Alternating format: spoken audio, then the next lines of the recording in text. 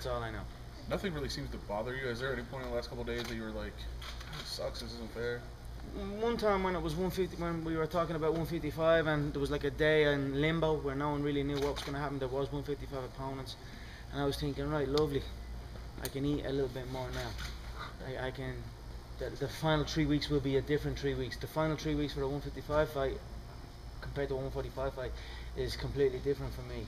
So when I had the 155 talk, I was kind of like, lovely. I actually felt good, and I was like, lovely, I can eat. And then I was almost gonna just go out and get a nice big meal, big steaks, and just have a little blowout. But I said to myself, just stay the course, stay on track to make featherweight. There's no point in. It's uncertain at the moment, so that's what I done. And lo and behold, I woke up the next day, and it looks like 145. If Aldo pulls out and you have to fight Chad, do you expect it to be for an interim belt? Do you feel like you should leave with gold somewhere? Well, it is for the interim belt. It will be for the interim belt. And do you think people will consider you the real champion, or do you think that's something you'll have to, battle until you can actually fight Aldo? I don't care what people think. It is what it is. Again, I will be leaving there with gold around my waist. The money will remain the same. So nothing else matters. When it should be Jose. I mean, many people have stepped foot inside the octagon banged up. We're all banged up in some way, shape, or form in this game. It's a bruised rib. The X-ray show it's not broken. Many people have stepped foot inside the octagon with that similar injury.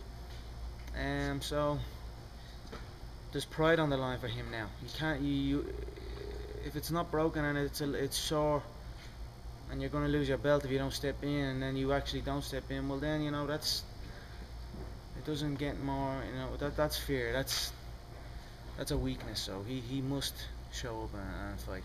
Has this been frustrating to you at all the past couple of days? Just everything?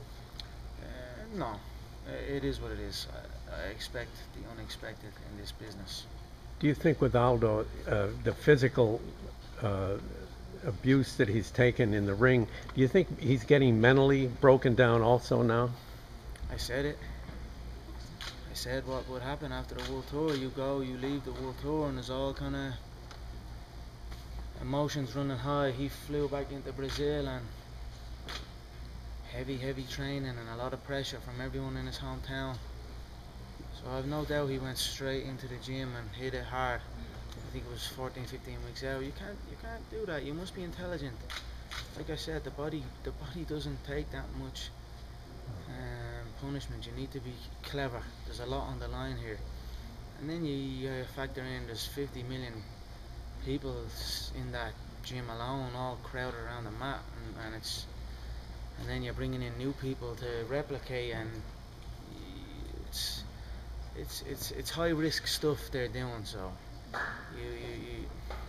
it is what it is. That's the way they approach it now. Now they must fight that way. They must take what comes with that way of training. Would you make of the drug